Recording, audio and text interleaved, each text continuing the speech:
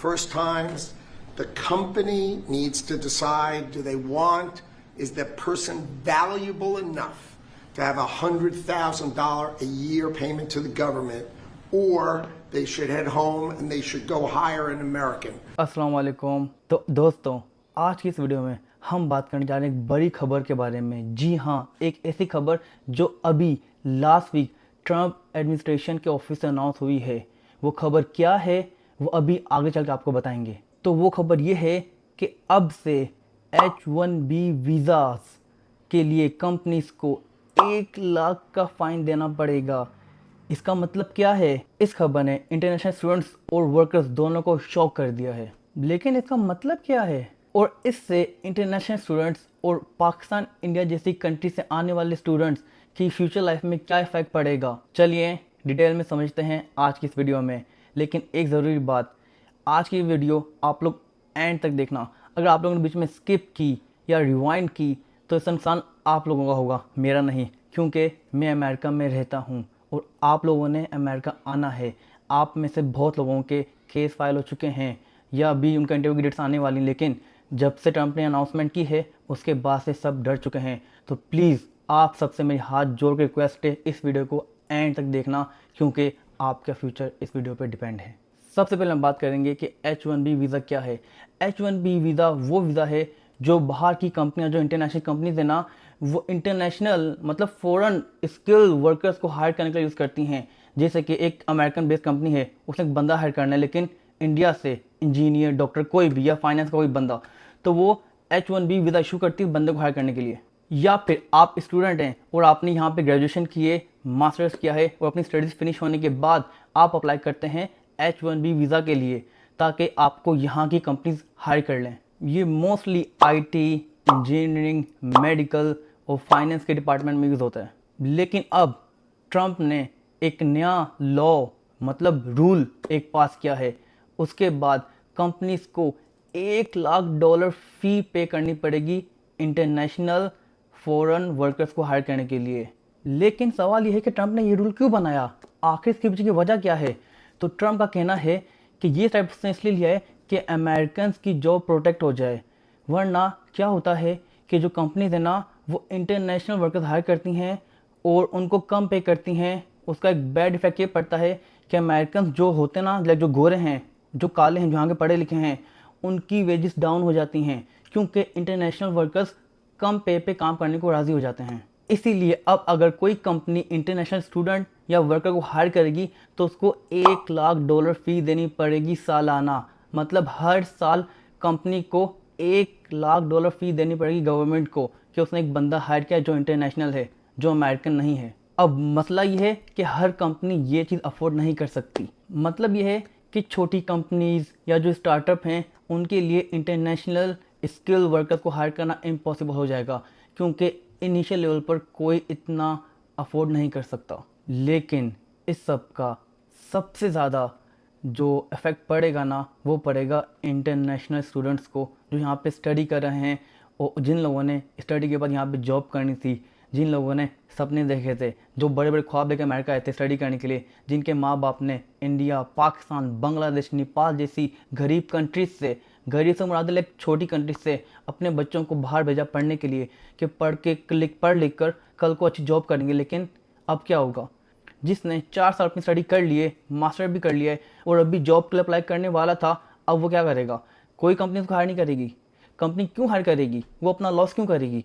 अब बात करते हैं ग्राउंड रियलिटी पर कि इंटरनेशनल स्टूडेंट्स पर इसका क्या असर पड़ने वाला है। जो स्टूडेंट्स इंडिया, पाकिस्तान, बांग्लादेश, नेपाल और अदर कंट्रीज से यहाँ पर पढ़ने आते हैं, उनका एक मेन गोल ये होता है कि डिग्री लेने के बाद यहाँ पे वर्क करेंगे और अच्छी अच्छी जॉब करेंगे, बड़ी से बड़ी कंपनी में जाएंगे। लेकिन अब जब कंपनीज को सालाना $1 लाख फ़ी देनी पड़ेगी तो ऑब्वियस ही बात है वो फर्स्ट प्रायोरिटी अमेरिकन सिटीजन्स को या ग्रीन कार्ड होल्डर को देंगे। इसका मतलब है कि इंटरनेशनल स्टूडेंट्स के लिए जॉब की मार्केट और भी ज़्यादा टफ होने वाली है। और इससे ये भी हो सकता है कि अब लोग अमेरिका आने के सपने देखना छोड़ देंगे और वो अब कनाडा, UK, जर्मनी, फ्रांस जैसी कंट्रीज़ को प्रेफर करेंगे जाना स्टडी के लिए, क्योंकि अमेरिका आना तो नामुमकिन हो गया है। लेकिन अगर हम इसको दूसरे नज़रिए से देखें तो ये सिर्फ स्टूडेंट्स के लिए नहीं बल्कि कंपनीज के लिए भी एक बहुत बड़ा चैलेंज हो सकता है।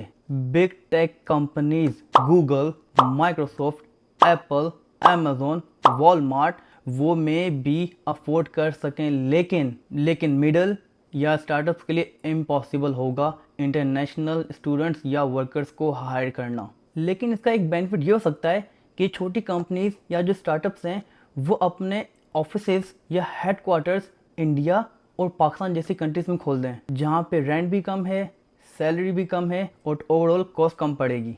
मतलब कि अमेरिका की इकॉनमी पर अगर हम लॉन्ग टर्म देखा जाए तो काफ़ी नेगेटिव असर पड़ सकता है जब नए स्टार्टअप्स और स्मॉल कंपनीज यहाँ की जगह अपने हेडक्वार्टर्स इंडिया और पाकिस्तान में खोलेंगी और वहाँ पे फर्स्ट प्रायोरिटी देंगी। अब बात करते हैं फ्यूचर ऑप्शंस पर कि हमारे पास क्या क्या ऑप्शंस हैं। अगर आप स्टूडेंट्स हैं और आप अमेरिका स्टडी के लिए आना चाहते हैं तो आपको बहुत सोच समझ के आना पड़ेगा क्योंकि हकीकत आपके सामने है। लेकिन एक सजेशन दूंगा आप लोगों को कि आप लोग अमेरिका आने की जगह यूके, ऑस्ट्रेलिया, जर्मनी, फ्रांस जैसी कंट्रीज जाएं। वहाँ पे बहुत ईजी है स्टडी करना, फीस भी कम है, मास्टर भी सस्ता है और जॉब भी आपको अच्छी से अच्छी मिल जाती है। और अमेरिका में जो अभी स्टूडेंट्स स्टडी कर रहे हैं या जिनकी स्टडी कंप्लीट होने वाली है या जो मास्टर्स के लिए अप्लाई करने वाले हैं उनको काफ़ी स्मार्ट बनकर प्लानिंग करनी पड़ेगी क्योंकि हकीकत आपके सामने है। या तो आप एक काम कर सकते हो, आप तो ऐसी फील्ड में जाओ जिसकी बहुत हाई डिमांड हो कि आपको बड़ी से बड़ी कंपनीज हायर करें और आप सालाना 100K फी देने को तैयार हो जाएं। लेकिन ये इम्पॉसिबल है, ऐसा मुमकिन ही नहीं है। एक कंपनी अमेरिकन सिटीज़न या ग्रीन कार्ड होल्डर, चाहे वो देसी हो, पाकिस्तान इंडियन हो, लेकिन यहाँ का उसको ग्रीन कार्ड हो, उसको हायर करेगी। आपको क्यों हायर करेगी? क्या रीज़न है उसके पास? वो सालाना एक बंदे का 100K पे करे, आपकी सैलरी इतनी नहीं होगी जितना वो पे कर देगी फ़ी, लेकिन क्यों करेगी वैसा?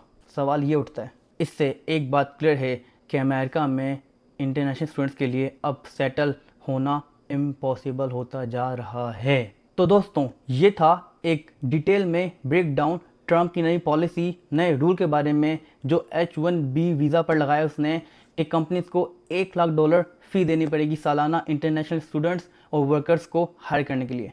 एक सवाल मेरा आप लोगों से कि आप लोगों को क्या लगता है कि ये जो रूल बनाया ट्रम्प ने, क्या ये सही है या गलत है?